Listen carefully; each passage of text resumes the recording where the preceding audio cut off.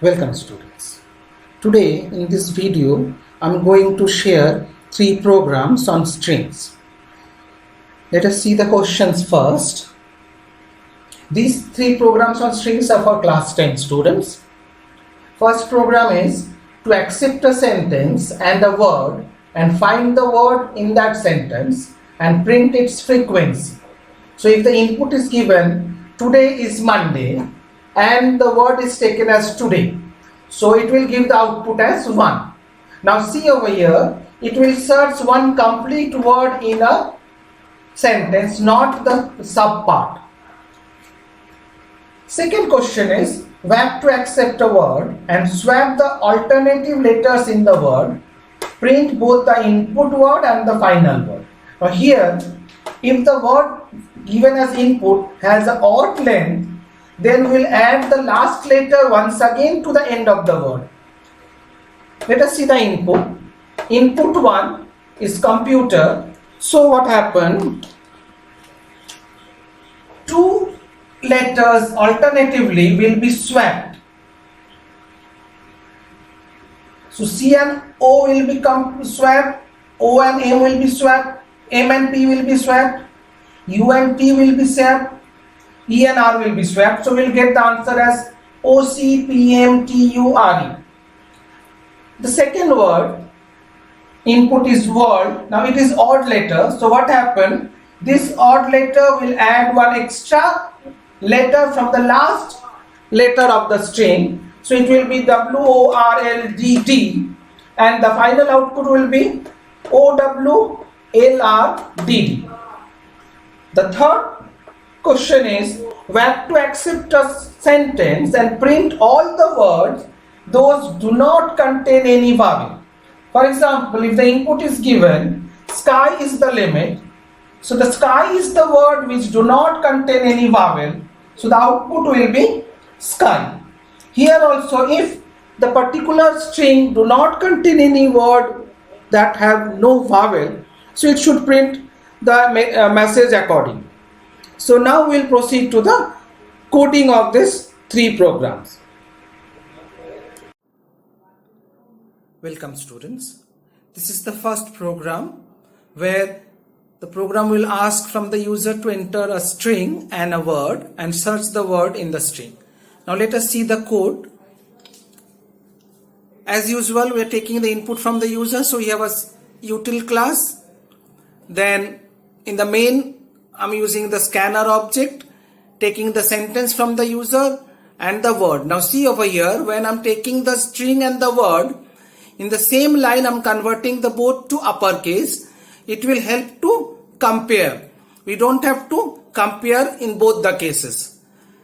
So op.next line dot to uppercase, op.next dot to uppercase. After that, in the string str, I'm adding one additional space.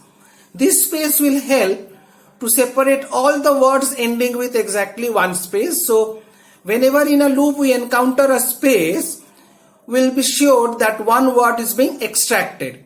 Then I've taken an integer variable count as a counter. We have taken another string variable w as an empty string. Now let us see the loop part. What is there in the loop part? I'm running the loop from 0 to less than length, extracting each character at I position. If the character is not a space, I'm adding it to W. So in this way, each letter will be added to the W, and when we get a space, that means one word completed. So the moment we get one word completed, in the else block, we'll check it with the input word WRD. If it is equal, counter will be incremented and W will again re-emptied so that the next word can be added freshly. Finally, we print the count of such words. So this is all about the first program. After that, we'll move to the second program now. Welcome students. This is the second program. Here we'll take one word and we'll swap the alternative letters. Now if the word length is odd, then we'll add the last letter of the word once again to the end. Now let us see the logic. As usual, we are taking the input from the user. Now here we are taking ob.next. Now what I'm doing here, see the length part. I've taken an empty string res to hold the output. If the length is odd, I'm doing str equal to str plus str.char len minus 1. That means the last letter will be extracted and again added to the string str, and then will increase the length by 1. Now let us see the loop portion. What is there in the loop portion? For I equal to 0, we'll run the loop till len minus 1, less than len minus 1. That means if the string length is of 6, the loop will run till 4. I'm doing I equal to I plus 2. Now here what I'm doing, res equal to res plus char at I plus 1 and char at I. So we are swapping the characters over here. Now you might notice there's one empty string, double quotes. Now why this empty double quotes is added over here? If we don't add this empty double quotes, then these characters will not be added in the string. Rather, the ASCII value of these will be added in the string. Finally, we'll print the string str and the rest. Now, let us see the logic why the loop will run till len minus 1. For example, str is taken as Indian.